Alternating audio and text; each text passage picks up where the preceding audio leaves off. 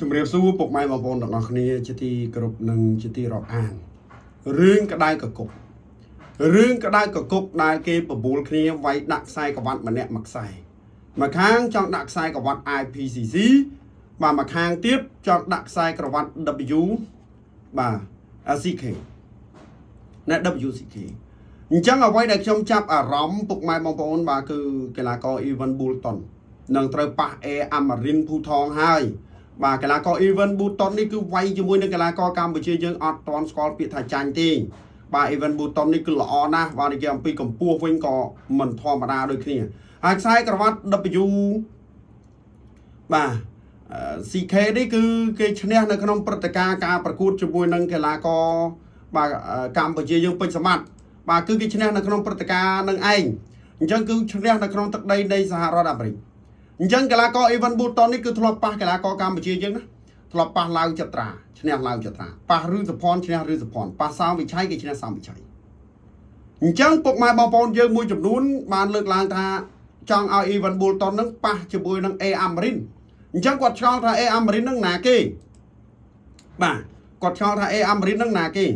អញ្ចឹងគាត់ក៏បានធ្វើការស្រាវជ្រាវបាទធ្វើការស្រាវជ្រាវរក Amarin អញ្ចឹងគឺគាត់ប្រកាសតែម្ដងថាគាត់ចង់ប៉ះនឹង Amarin ភូថងហើយការប្រកួតនេះតាមកំប៉ុតនេះជាការប្រកួតមិត្តភាពធម្មតាទេ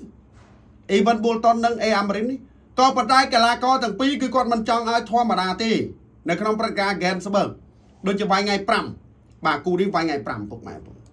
បាទគឺគាត់អត់ចង់ឲ្យធម្មតាលក្ខណៈសាមញ្ញអីទេណាអញ្ចឹងមួយខាងចង់ដាក់ខ្សែក្រវ៉ាត់ WCK មួយខាង IPCC គុណខ្មែរណាហើយ Evan Boulton នេះពុកម៉ែបងប្អូនដឹងស្រាប់ហើយបាទថា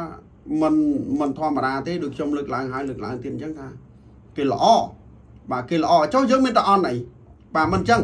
បាទមិនមែនដូចពុកម៉ែបងប្អូនមួយចំនួនថាប៉ះ Evan Boulton Amarin នឹងទៅអត់រួចអត់ទេចំពោះខ្ញុំអត់បានគិតអញ្ចឹងទេបាទខ្ញុំអត់បានគិតអញ្ចឹងទេកាលណាប្រហែសគឺប្រហោងហើយ Amarin យើងក៏ធ្វើបានល្អដូចគ្នាពុកម៉ែបងប្អូនណាមិនមែនថាឲ្យតែប៉ះគេខ្លឹមយើងដឹងតែចាញ់អត់ទេបើតាមការគិតរបស់ខ្ញុំអត់បានគិតអញ្ចឹងតែម្ដងបាទអញ្ចឹងពុកម៉ែបងប្អូនទាំងអស់គ្នាបាទគឺតាក់ទងទៅនឹង Evan Boulton បបួលបាទ Amarin ដាក់ខ្សែក្រវ៉ាត់បាទ Amarin ក៏ចង់បបួលបាទ Evan Boulton ដាក់ខ្សែក្រវ៉ាត់ជាដើមហ្នឹងគឺឥឡូវនេះស្ថិតនៅក្នុងការចរចាតែ90% ហើយដែលអាចនឹងដាក់អញ្ចឹងហើយការប្រកួតគឺនៅថ្ងៃអុំទូកទីតាំងគឺនៅក្បែរវត្តស្ងួនពេជ្រខណ្ឌកំពង់រាជធានីភ្នំពេញបាទដូចជាផ្លូវជាតិលេខ4អញ្ចឹងពុកម៉ែបងប្អូនអាចទៅចូលរួមទស្សនាដោយសេរីហើយមានការឧបត្ថម្ភផ្ដាច់មុខដោយ Johannesburg ហើយឃើញថាថ្ងៃប្រកួតណាមាន3ថ្ងៃពេញតែម្ដងគឺនៅវត្តស្ងួនពេជ្រហ្នឹង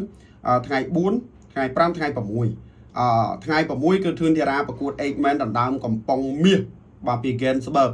បាទមាសសុតអញ្ចឹងពុកម៉ែបងប្អូនបាទថ្ងៃនោះក៏ដឹងតែពេញលេងហើយ Evan Boulton នេះកម្ពស់ចង់2ម៉ែត្រហើយដូច Amarin ក៏កម្ពស់ចង់2ម៉ែត្រដែរហើយខ្ញុំនៅតែលើកទឹកចិត្តឲ្យ Amarin ធ្វើការប្រកួតជាមួយ Evan Boulton ខ្ញុំគិតថានឹងល្អមើលតែម្ដងពុកម៉ែបងប្អូនបាទសម្រាប់កីឡាករបាទទាំងពីរ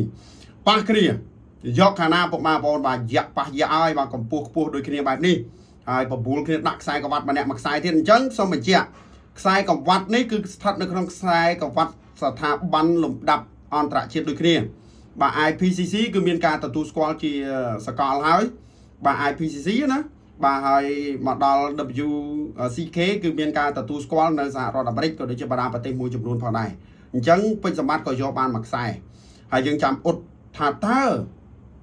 ដាក់ម្នាក់មួយគ្រឿងអ្នកឈ្នះបាន2អ្នកចាញ់គឺមកផ្ទះវិញដៃទៅទីនរណានឹងយកខ្សែក្រវ៉ាត់បន្ថែមជាចុងក្រោយសូមជម្រាបលាបាទ